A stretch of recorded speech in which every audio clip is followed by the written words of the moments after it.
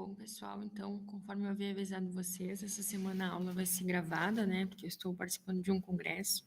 Então, nessa semana a gente entra no assunto sobre a economia dos anos 90. Eu vou tentar fazer um vídeo breve, porque eu sei que quando não é ao vivo a questão de foco é menor, né? A gente tende a desvirtuar. Então, a ideia é passar em linhas gerais o que foi essa economia dos anos 90 e que vocês possam depois aprofundar no artigo e comentar o que entenderam lá no Moodle. O que a gente vai ver dentro dessa aula, né? É preciso entender, primeiramente, a mudança de modelo econômico, né? A gente vinha falando dos anos 80, então foi um processo de transição. O que foi o plano Collor 1 e 2 e também o plano real. Eu até trouxe algumas imagens aqui que ilustram o que culturalmente predominava no Brasil nesse momento, né? Xuxa, Copa do Mundo, El Chan, mas também tinha questões políticas bem emergentes, que é, por exemplo, a mudança de presidente, né? Quando Collor assume o governo do país e traz diversas mudanças. Então, a gente vai entender sumariamente, né, o que foi isso dentro dessa gravação. Então, primeiramente, eu gostaria de falar para vocês a questão dessa mudança de modelo.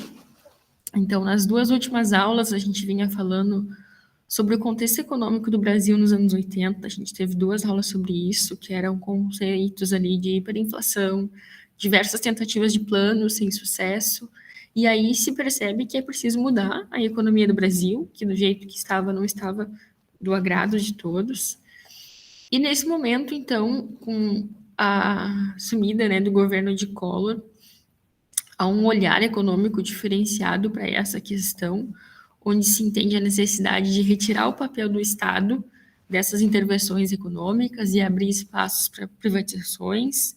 E, além disso, dentro do governo Collor, se busca medidas de reformar a estrutura financeira, né, contábil do país. E a gente vai entender como que se busca, né, através dos planos do governo Collor, colocar isso em prática. Então, o primeiro plano que o governo Collor tentou criar foi o chamado Plano Collor 1, que ele teve o lançamento em 1990, ressaltando que o governo Collor durou de 90 a 92. Depois eu cito para vocês por quê, né, que foi tão curto esse governo. Basicamente, igual aos outros planos, buscava conter a inflação, reduzir o déficit público, abrir o capital, né, para estrangeiros dentro da nossa economia.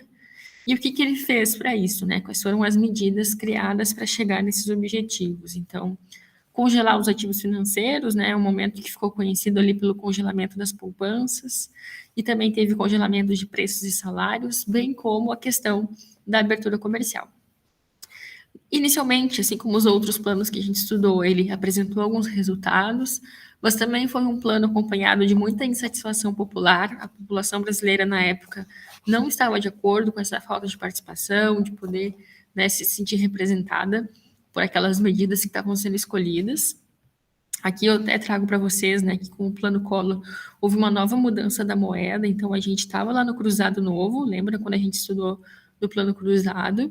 E aí, com essa medida do primeiro Plano Collor, volta-se para o Cruzeiro. E aí, qual foi a política adotada, né, das famosas medidas do congelamento de poupança? Então, contas que tinham até 50 mil foram congeladas e as que tinham em torno de 25 mil tinham uma taxação. E esse foi um momento bem impactante para a economia, né, que gerou essa insatisfação popular. E aí a gente vai, então, para o próximo plano, que é o chamado Plano Collor 2, que veio logo em seguida da renúncia do plano do presidente Collor, que a gente vai perceber depois que quem assume é Itamar Franco. Também foi uma medida que buscava essa questão da estabilidade na economia. E aí o que ele fez, né, como medidas para isso? Rigor nos gastos públicos, então tentou conter os gastos do Estado e estimulou a vinda de capital estrangeiro, mas também teve como uma opção de medida renegociar aquela dívida externa, que a gente até conversou, né? Quais eram os caminhos da dívida externa para o futuro. Como resultado, no primeiro momento, ele conseguiu estabilizar a economia, inclusive foi algo que deu abertura de espaço para que se consolidasse depois o plano real, mas também teve dificuldades para retomar o crescimento, porque foram anos, né, de hiperinflação, período pós-ditadura, que se estendeu até os anos 90. Aqui eu trouxe para vocês algumas imagens, né, que reafirmam essa questão da insatisfação popular, com a questão de privatizações e mostra ali que os anos de 92 e 96 foram os anos que tiveram o maior número de privatizações e também quais foram esses impactos, né, em relação a valores, para que a gente possa entender, então, por que se consolidou, né, de algum momento esse governo Collor. Aqui eu trago uma espécie de mapa mental que resume o que foi esse governo Collor, como que ele se estruturou, a questão do histórico de corrupção que ele tinha já pelas ligações familiares que já eram ligadas à política, e essa insatisfação popular acabou gerando o processo de impeachment pela questão de não atender às necessidades do que a população esperava na época.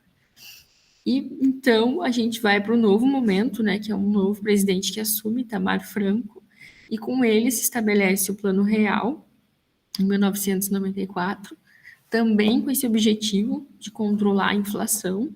E aí sim a gente cria a nova moeda, né? Foi criada a nova moeda que a gente usa até hoje, que é o real, que conseguiu, né, equiparar na época ao preço do dólar, né, o valor do dólar, e gerou a estabilização que se manteve.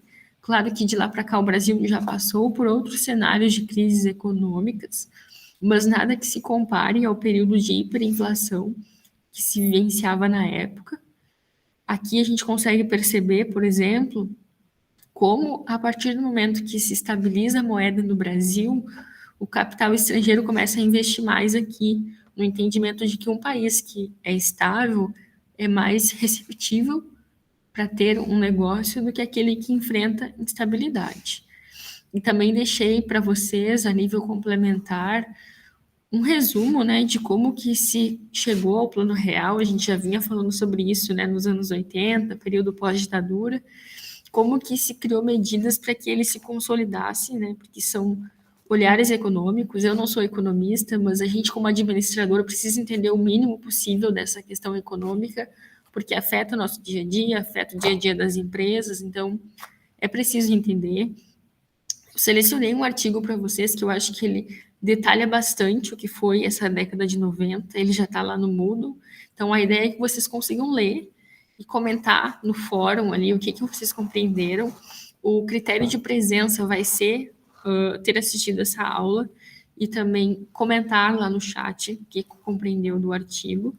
Então, espero que vocês consigam ter essa noção, né, do que foi essa década de 90. Se tiver alguma coisa que ficou confusa, vocês podem entrar em contato comigo. Semana que vem a gente já vai para o último tópico, teórico. Então, a ideia é que vocês também já comecem a se organizar para construir o trabalho final. E desejo bons estudos para vocês e até a próxima semana. Abraço.